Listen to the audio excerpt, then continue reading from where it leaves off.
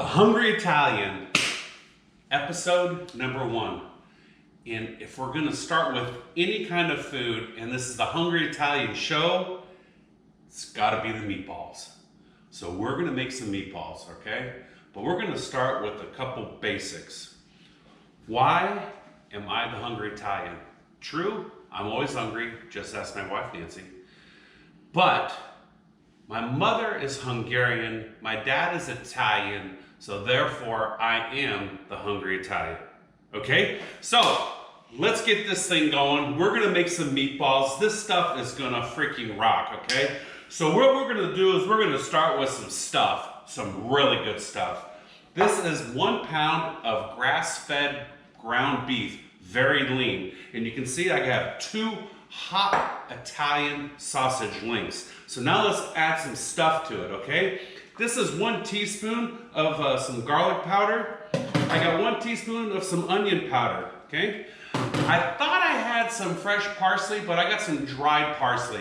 The only fresh that I have in the fridge is cilantro. The Hungry Italian is not putting cilantro in his meatballs. Thank you very much. So we're gonna go with the dried parsley, okay? Next, we're gonna talk about ground cheese. Now, this is a very important point to make here. If you have ground cheese and it's maybe in that little plastic green thing that you get in the grocery store, and it starts with a K and ends with a raft, we don't want to use crap cheese. Okay, throw it away. Because what we're talking about is Parmigiano Reggiano. This bad boy. You're talking 11 bucks a pound. Because let me tell you, the taste, it's aged 2 years. When you have this aged cheese, you're gonna put, oh, yeah, we're gonna put some cheese in there too.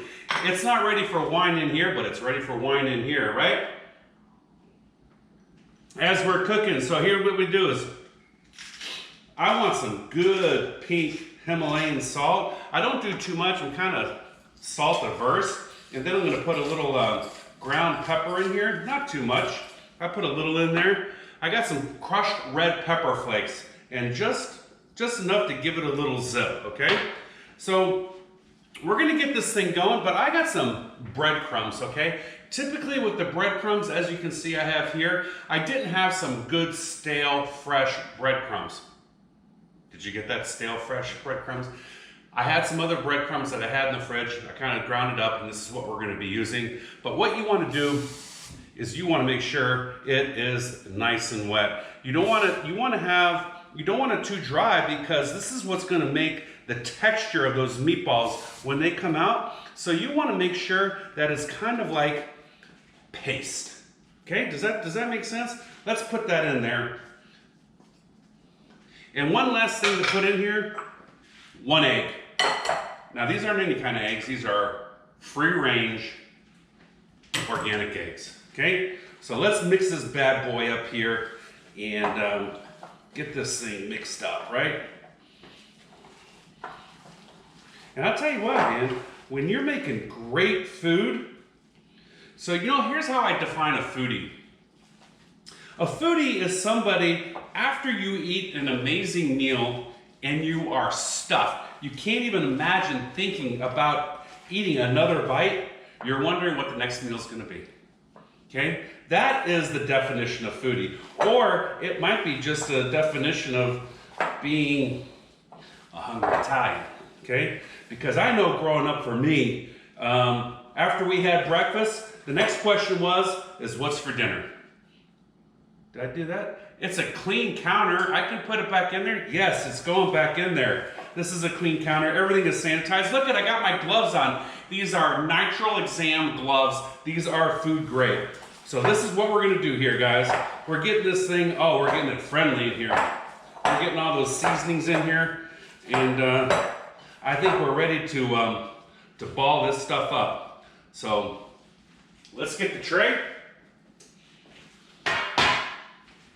So what you wanna do, making your meatballs, pull enough out when you make it, it is slightly larger than a golf ball.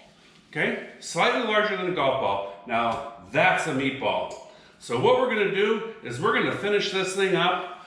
We're gonna get these into the oven, and I'm gonna bake my meatballs. And the reason, there's a lot of different schools of thought on this. Some people like to bake them and then finish them in a sauce, which is a great way to do it. Some people like to fry them.